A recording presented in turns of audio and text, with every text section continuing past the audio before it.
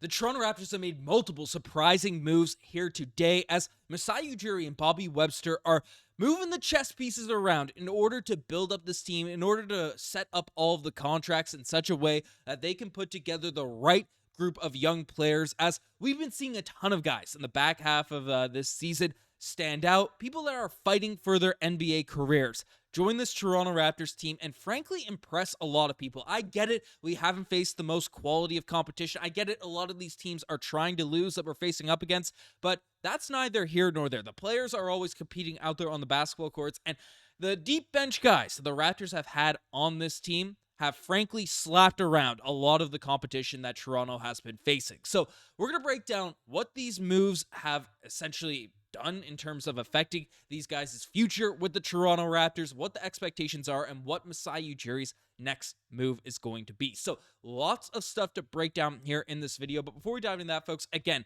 we're going to be delivering. We have been delivering for the past 7-8 years now at this point, daily Toronto Raptors coverage. So I know the time of year, not a lot of people are interested in the Raptors losing games or tanking or whatever the heck is going on. But if you've been enjoying the latest Toronto Raptors coverage and you're enjoying the vids and you haven't hit the subscribe button just yet, we've been a little bit stagnant. So hit that subscribe button so you don't miss a single thing that's going on here now at this point. But let's dive into the news because we have a lot of stuff to break down. As basically Blake Murphy revealed today the Raptors are expected to waive Cole Swider here today. As I noted when he signed his second deal, they have enough flexibility to do this, then sign someone for this year and an extra year on Saturday. So Lawson, Swider, Castleton are all wildcard are all different options for that decision by Masai Ujiri, by Bobby Webster. So Saturday is kind of the name of the game in terms of when we can expect these signings and all of that to occur. But this wasn't the only move that was made by Masai Ujiri because, of course, Cole Swider, he has impressed, I think, a lot of people. He has been fairly solid out there on the court, especially if you're a 10-day acquisition out there in April, late March.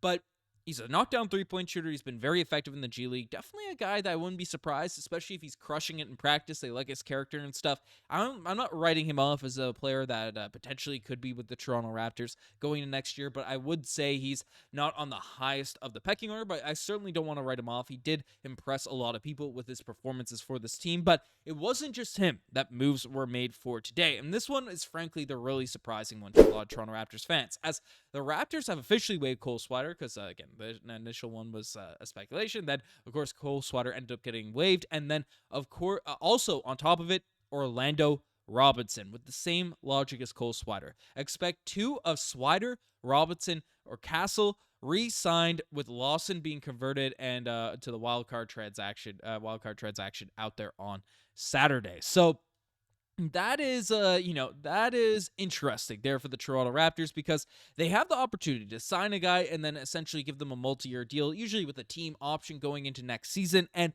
these are all the players that have been fighting, have been scratching, have been clawing with this Toronto Raptors team over the past couple of months to prove their worth out there in the NBA. And of course, Swider's been effective. Orlando Robinson and Colin Castleton, all players that have been interesting guys. So the first player, though, that was pretty much a surprise to me to get named on that list was Orlando Robinson, because frankly, he has been very good for this Toronto Raptors team. There's no real kind of debating that here now at this point, because overall stats of the season haven't been the most overwhelming, but still 7 points, 5 rebounds, 1.8 assists, getting 0.4 blocks per game, but he has been an effective rim protector out there for this team. And the really interesting stat down there, you can see 33% from the three-point line. Not a guy that a lot of people pegged as going to be a three-point shooter. For a 7-footer that has the athleticism, that does a lot of things out there on the court, Orlando Robinson, I've made the case, is making a name for himself as a legitimate option out there at the center position for this team moving forward. Of course, Jakob Poeltl is going to be the starter, but especially as an insurance big man, but even as a backup, I think Orlando Robinson is making a case for himself, especially with the makeup and construction of this team. So to see him waived was a surprise, but of course, this is all just cap jockeying and things like that there. But he's not the only guy that, the only big man that has to be brought up in these discussions because, again, Colin Castleton did have a very solid sort of, 10-game stretch with this Toronto Raptors team. He's played for multiple teams over the course of this year, but, averaged 7 points per game, 7.4 rebounds for the Toronto Raptors in his 10 games. Did take a couple threes, for this Toronto Raptors team. Definitely not a high volume by any means, but blocked a few shots, at 0.8 blocks per game in 25 minutes is fairly solid. I mean, Colin Castleton is a guy that I think also impressed a ton of fans. Again, Orlando Robinson had a bit more of a sample size, a bit more stuff going on, but definitely a guy I also wouldn't write off as the Raptors, especially behind-the-scenes practice. That's especially crucial for players that are, in the mix. Of course, he was waived, and Swider ended up getting the option and called up there, but basically, all these guys are in the mix here now at this point. How they've been training, how they've been developing, how much Masai and Darko Rajaković like them, they are all going to play key factors. But really, Orlando Robinson, especially over his past 15 games, it's inarguable. He has impressed a ton of people. Averaging 12 points per game, 7.6 rebounds, 3 assists per game, and then 0.4 blocks. You probably want to see him get more block shots, but he has been pretty solid out there on the defensive end. And then the really impressive stat here is, I know it's not the crazy high volume and 33-point shots, but he's shooting 41% from the three-point line. That is fairly crazy stats there for Orlando Robinson that I don't think a lot of people have realized how much he's been developing out there in those aspects. So,